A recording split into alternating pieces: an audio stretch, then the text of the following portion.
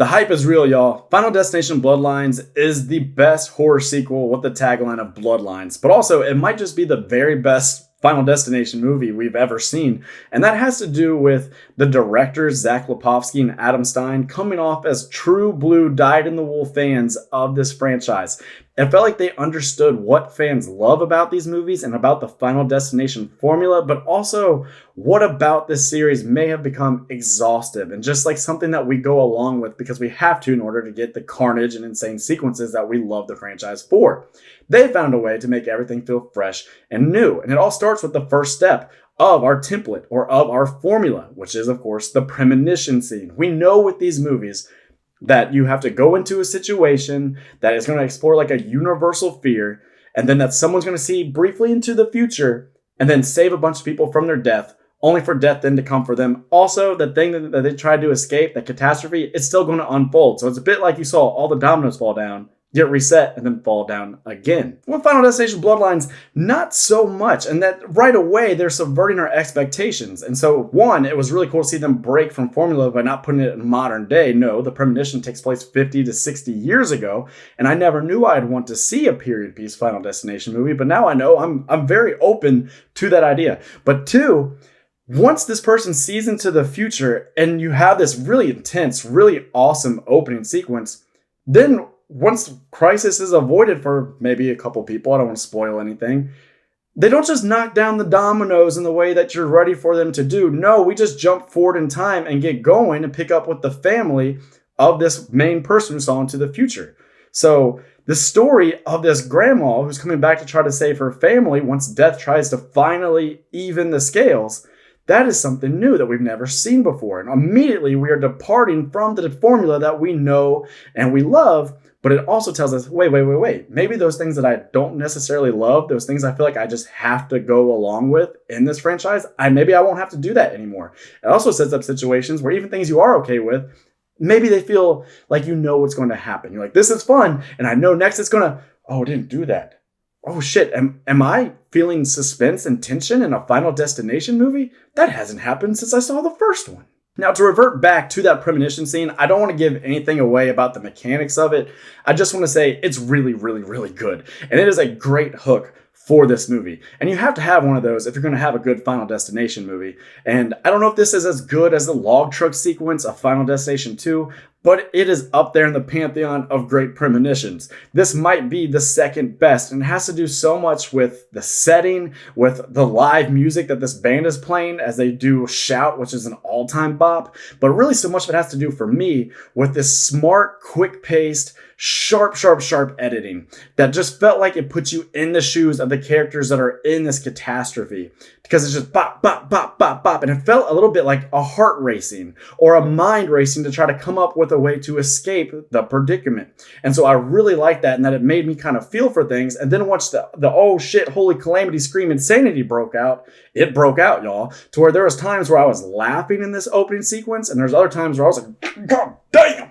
And that's what you want. And this movie keeps that same heat the entire time it's going. Now, as I was saying, once we do jump forward, we pick up with this family, which in itself is different. We usually just get this assortment of characters from different walks of life. They're strangers. They don't know each other. And the characters of Final Destination have never been a strong point of Final Destination. I found this family to be the most likable, the most memorable, and definitely the most amusing Final Destination characters I've seen to date. And it has to do with their family dynamics, but also has to do with all the juicy drama and back history that we get about this family. Also, that guy that you saw in that first teaser that everybody watched, it got millions of views, and it got everyone hyped for this movie. That guy you saw in the tattoo shop is without a doubt the standout character for me. He's played by Richard Harmon, and that guy just absolutely owns in this movie. Every time he is on the silver screen, something either darkly funny is taking place to him,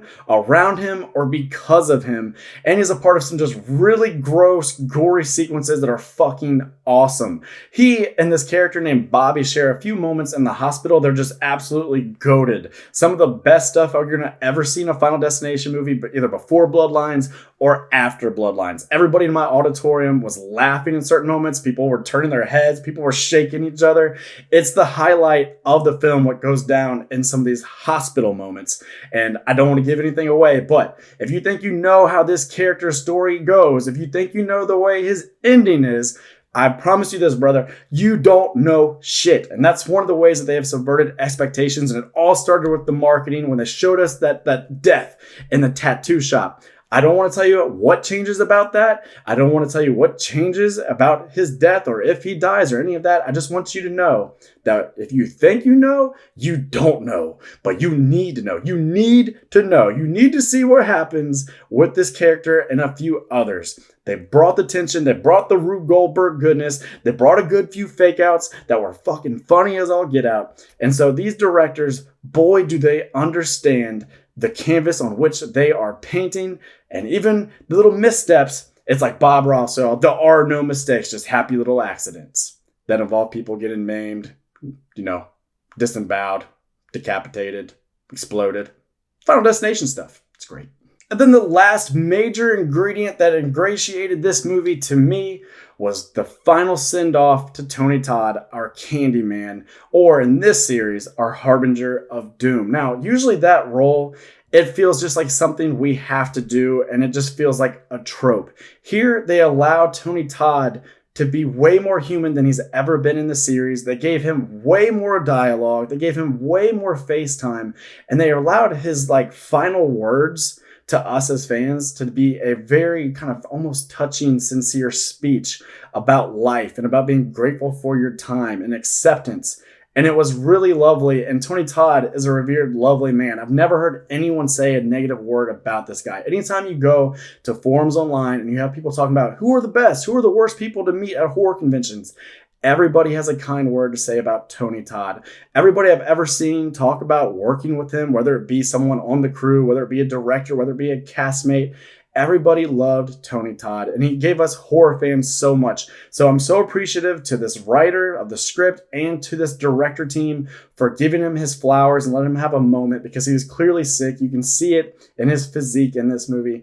And the movie's almost meta in the way that they address it, and they let him say his piece. And so I'm very thankful to them for that. I think you will be as well. I think it'll be a highlight of the movie for you. And it's just one more thing about this movie that makes you go, oh man, this team, they get it. This is what we needed. This is what this movie needed. They hit it out of the park. So there you go. You get all the stuff you want while kind of skirting around the stuff that you usually feel like you have to go with. You know what I mean? It's like, okay, I'm here for my steak, but I know I have to take my vegetables. No, this is just all good shit that you want to devour, and it's fun the whole way through. It's a bit long for a Final Destination movie, but it never overstays its welcome, at least not to me.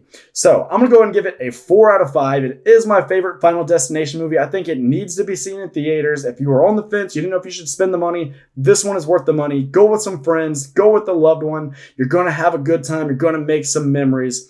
And then let me know your thoughts down below. If you enjoyed this review, hit subscribe. We're trying to grow. We're trying to get up to 2,000 subscribers. And with your help, hopefully we can get there and we can do way more reviews, way more rankings, way more horror news, and all that good, gory, bloody fun. Now, I have one more big ask for you, though. Would you have yourself a great day? I'm Nate for Nate Merflick saying that's a wrap.